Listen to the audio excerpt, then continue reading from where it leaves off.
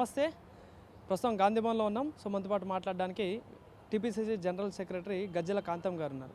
So ఏదైతే చూసుకుంటే BRS పార్టీకి సంబంధించి కేటీఆర్ కావచ్చు, హరీష్ రావు కావచ్చు, మొన్న అసెంబ్లీలో అదేవిధంగా మన మహబాద్లో కావచ్చు, జనగాం జిల్లాలో జరిగిన పర్యటనలో భాగంగా కేటీఆర్ కొన్ని ఘాటు వ్యాఖ్యలు చేయడం జరిగింది. సో అటు చిక్కడపల్లిలో రాహుల్ గాంధీని, వరంగల్లో రేవంత్ రెడ్డిని ఉరిదీసినా తప్పులేదని మాట్లాడడం జరిగింది. అదేవిధంగా గాంధీ భవన్ లాగా అసెంబ్లీని నడుపుతా ఉన్నారు కాంగ్రెస్ పార్టీ నాయకులు అంటూ హరీష్ రావు మాట్లాడుతున్నారు. సో ఈ నేపథ్యంలోనే కవిత టాపిక్ కూడా మధ్యలో కన్నీళ్లు పెట్టడం జరిగింది శాసన మండలిలో. సో వీటన్నిటి గురించి మాట్లాడదాం. మనతో పాటు అన్నగారు అయితే ఉన్నారు. అన్న నమస్తేనే. సో ముందుగా కేటీఆర్ మాట్లాడిన వ్యాఖ్యల గురించి మాట్లాడదాం. సో మరి చిక్కడపల్లిలో నిరుద్యోగులను మోసం చేసిన రాహుల్ గాంధీని ఉరిదీయాలా లేదా రైతులను మోసం చేసిన రేవంత్ రెడ్డిని ఉరిదీయాలంటూ మాట్లాడుతున్నారు. సో ఏంటి దీనిపై మీ స్పందన ఏంటి? ఫస్ట్ ఉరిదీయవలసింది కేటీఆర్ను, హరీష్ రావు గారిని ఫస్ట్ ఉరిదీయాలి. వాళ్ళు లుచ్చానా కొడుకులు. ఎందుకంటే మా రాహుల్ గాంధీని మాట్లాడే అర్హత వాడికి లేదు. మా పార్టీ అధికారంలోకి వచ్చి 2023 డిసెంబర్ 7 తారీఖు నాడు అధికారంలోకి వచ్చింది.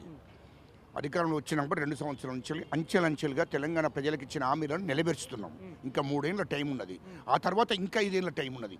తెలంగాణ ప్రజలకు ఇచ్చిన హామీలను ఒకటి తర్వాత ఒకటి మా రాహుల్ గాంధీ గారు ఇచ్చిన హామీలు, మా ముఖ్యమంత్రి రేవంత్ రెడ్డి గారు ఇచ్చిన హామీలన్నీ కూడా నెరవేర్చబోతున్నాం. అయితే వాడు మా రాహుల్ గాంధీ గారి గురించి మాట్లాడే అర్హత, రాహుల్ గాంధీ గారిని మాట్లాడే అర్హత కేటీఆర్ అంటూనికి లేదు. ఎందుకంటే ఆయన మా రాహుల్ గాంధీ గారి గోటికి కూడా ఉన్న విలువ వాడికి లేదు.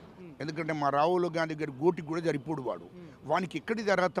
వాడు ఈ రాష్ట్రంలో తెలంగాణ రాష్ట్ర ముఖ్యమంత్రి వాడిని అయ్యా కేసీఆర్ అయిన తర్వాత, వాడు మంత్రి అయిన తర్వాత ఈ రాష్ట్ర ప్రజలను 3 లక్షల కోట్లు దోసుకున్నారు. 30,000 ఎకరాల భూమి, హైదరాబాద్ చుట్టూ 30,000 ఎకరాల భూమి కేటీఆర్ భార్య, కేటీఆర్ కొడుకు, వాళ్ళందరూ బినామీ పేర్ల మీద ఉంది. ఇంత దోపిడీ చేశారు. దోపిడీ చేసినోడు కూడా మా రాహుల్ గాంధీ గురించి మాట్లాడితే, ఈ దేశానికి స్వతంత్రం తీసుకొచ్చిన కుటుంబం మా రాహుల్ గాంధీ గారి కుటుంబం. ఈ దేశం కోసం ఆయన ఆస్తులంతా కూడా నెహ్రూ గారు తండ్రి ఈ దేశం కోసం ఆయన ఆస్తిని మొత్తం త్యాగం చేశాడు. ఈ దేశ స్వతంత్ర పోరాటాన్ని నడిపించిన చరిత్ర రాహుల్ గాంధీ కుటుంబాన్ని, నెహ్రూ తండ్రి కుటుంబం చరిత్ర. ఎందుకంటే ఈ దేశం మొత్తం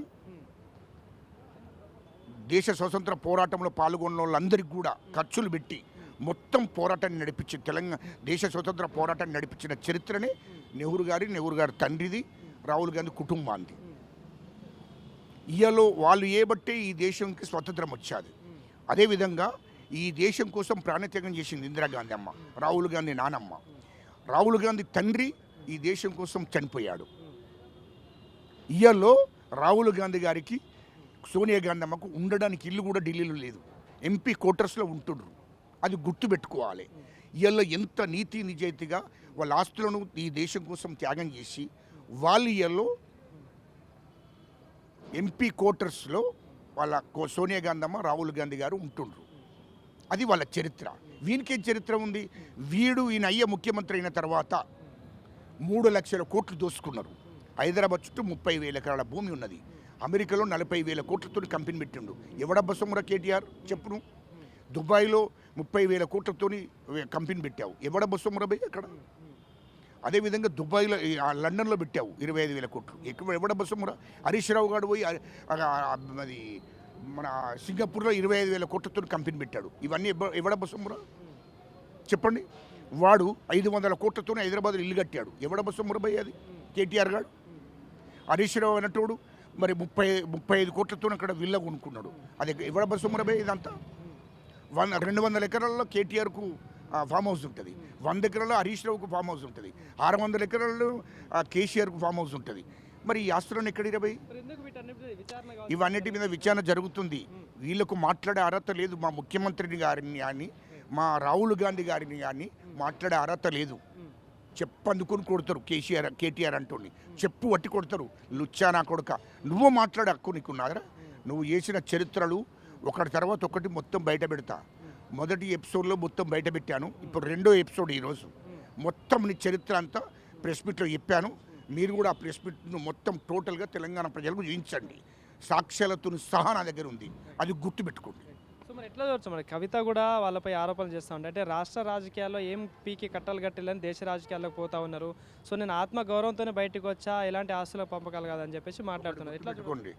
కవిత గారు మాట్లాడేది 100% కరెక్ట్. ఎందుకంటే మేము అంతకుముందు మా పిసిసి అధ్యక్షులు చెప్పారు, మళ్ళీ నేను చెప్పాను. తర్వాత తెలంగాణలో మొత్తము మా పిసిసి అధ్యక్షుడు మొత్తం ఇది జరగబోయేది జరిగేది అంతా చెప్పాడు.